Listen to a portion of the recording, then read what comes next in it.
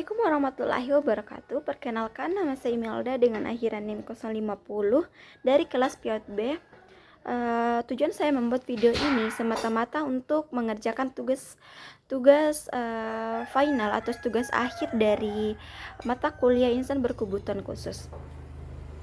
Pertama-tama, saya ingin meminta maaf kepada pendengar jika selama saya membuat video ini ada gangguan atau ada suara-suara yang muncul dari luar suara saya sendiri, karena saya berada di kampung dan sangat tidak mungkin untuk menghindari suara-suara seperti ini, kecuali jika saya meminimalisir suaranya dengan cara meng-cut videonya. Tapi karena berhubung waktu dari pengumpulan dari tugas video ini sangat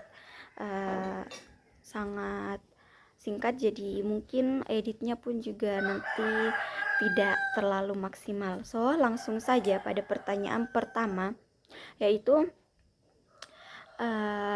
apa perbedaan dari anak autisme, anak yang mengalami gangguan autisme dan anak yang mengalami ADHD? Pertama yaitu anak ADHD dan anak autisme merupakan jenis gangguan mental yang bisa dipicu dari riwayat genetik dalam keluarga. Gangguan autisme dan ADHD merupakan terletak pada bisa dilihat pada segi perhatiannya, interaksi dan komunikasinya.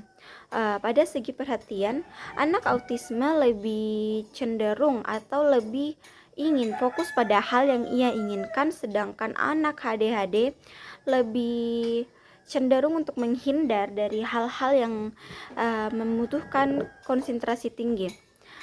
Dan pada kedua yaitu interaksi dan komunikasi, anak autisme cenderung kesulitan dalam mengungkapkan perasaannya dan peka pada perasaan orang lain. Sementara anak ADHD mereka itu sangat suka berbicara atau perhatiannya mudah teralihkan dan terlihat sering memotong pembicaraan orang lain.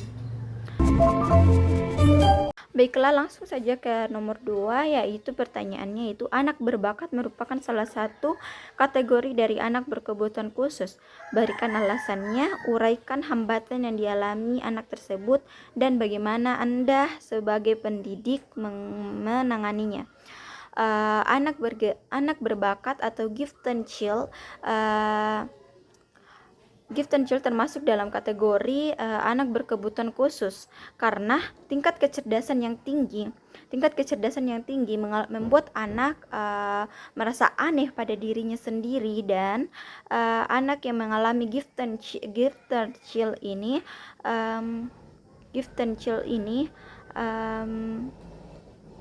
mengalami kesulitan berinteraksi dan bersosialisasi. Adapun hambatan yang dialami oleh anak gifted child atau anak berbakat ini yaitu kesulitan dalam berinteraksi dan bersosialisasi. Adapun strategi yang dapat kita lakukan sebagai pendidik dalam menangani anak berbakat ini yaitu 1. Memahami kebutuhan individu anak, 2. Menciptakan lingkungan yang mendukung, 3. Mendukung emosional anak, 4. Berkolaborasi dengan orang tua anak. Nomor 3 yaitu perbedaan antara anak yang mengalami gangguan fisik dengan anak yang mengalami gangguan motorik. Gangguan fisik, anak yang mengalami gangguan pada anggota tubuhnya, yaitu contohnya itu anak yang mengalami kelumpuhan. Dan kedua, anak yang mengalami gangguan motorik, yaitu anak yang mengalami gangguan dalam gerakan tubuhnya. Langsung saja ke nomor 4, yaitu apa saja pendekatan yang dapat diterapkan dalam pendidikan anak dengan autisme. Berikan alasan Mengapa pendekatan tersebut efektif? Menurut saya pribadi, pendekatan yang bisa diberikan kepada anak autisme yaitu pendekatan inklusif. Pendekatan inklusif yaitu pendekatan yang bertujuan untuk membangun lingkungan yang terbuka dan ramah bagi semua orang tanpa memandang perbedaan latar belakang, kondisi, dan karakteristik. Anak autisme belajar bersama temannya, teman sebayanya yang bukan autisme atau anak normal, sehingga dapat meningkatkan kemampuan bersosialisasi dan berkomunikasi pada anak autisme. Langsung saja ke pertanyaan nomor 5, yaitu analisis bagaimana peran keluarga dalam mendukung pendidikan anak dengan kebutuhan khusus. Menurut saya peran keluarga atau orang tua dalam dalam pendidikan anak yang mengalami kebutuhan khusus yaitu memberikan dukungan emosional. Dukungan emosional yang diberikan oleh orang tua kepada anak dapat membangun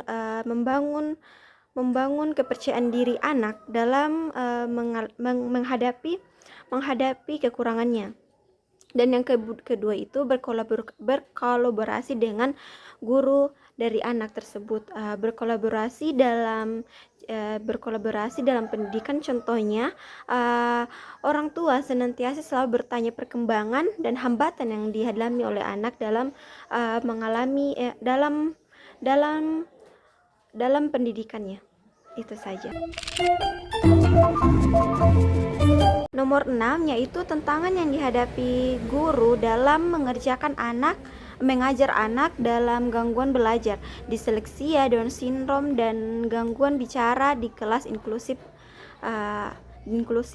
Nomor 1 itu kurangnya sumber daya atau fasilitas. Kedua, kurangnya pelatihan untuk guru. Ketiga, ketidaksesuaian antara kurikulum dan kebutuhan siswa. Keempat, kurangnya data lengkap mengenai peserta didik. 5, kurangnya pemahaman masyarakat.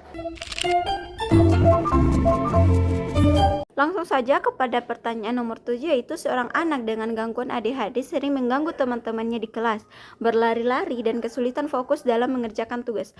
Apa yang Anda lakukan sebagai seorang pendidik untuk mendukung anak ini agar dapat mengikuti pelajaran dengan lebih baik? Saya sebagai pendidik, jika saya berada dalam situasi ini, saya akan menerapkan teori yaitu surplus energi, di mana kita sebagai pendidik membiarkan anak bermain terlebih dahulu sehingga energi mereka terkuras habis. Ini sebenarnya teori yang jahat, tapi bisa dilakukan jika kita memang sangat membutuhkan teori ini. Teori surplus energi, di mana kita membiarkan anak bermain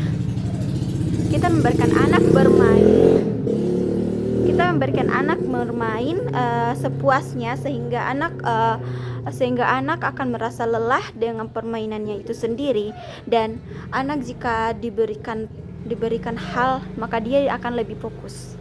Itu yang saya bisa sampaikan. Sekian dari saya. Assalamualaikum warahmatullahi wabarakatuh.